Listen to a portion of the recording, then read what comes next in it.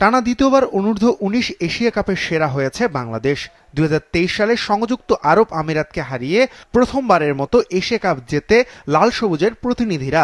সেবার সেমিফাইনালে ভারতকে হারিয়েছিল বাংলাদেশ দল। এবার ফাইনালে ভারতকে হতাশ করে উল্লাসে মাতে টাইগার যুবারা। আসর জুড়ে অসাধারণ বোলিং করেছিলেন পেসার ইকবাল হোসেন ইমন। ৫ ম্যাচে নিয়েছেন সর্বাধিক ১৩ উইকেট। তার ইকোনমি রেট ৪.৯। ফাইনালে ২৪ রানের বিনিময়ে গুরুত্বপূর্ণ ৩ উইকেট নেন তিনি।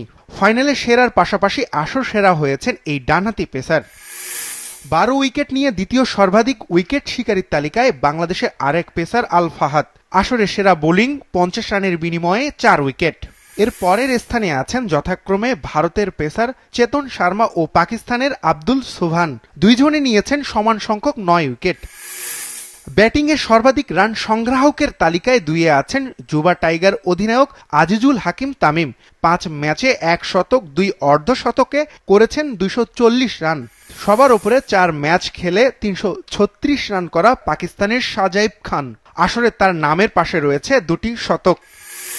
বোলার ও ব্যাটারের পাশাপাশি বাংলাদেশের চ্যাম্পিয়ন হওয়ার পিছনে গ্লাভস হাতে অবদান রেখেছেন উইকেট কিপার ফরিদ হোসেন ফয়সাল। পুরো আসরে ডিসমিসাল করেছেন সর্বাধিক ৯টি। ফাইনালে একটি কার্যকারী ইনিংস খেলেছেন তিনি। এছাড়াও পুরো আসরে সর্বোচ্চ ছক্কা হাঁকানোর তালিকায় ৩ নম্বরে রয়েছেন বাংলাদেশি আজিজুল হাকিম তামিম। পুরো আসরে ১১ ছক্কা হাঁকিয়েছেন তিনি। শীর্ষে থাকা পাকিস্তানের শাজাইব খান ১৬ ও ভারতের বৈভব সূর্যবংশী হাঁকিয়েছেন ১২টি ছক্কা।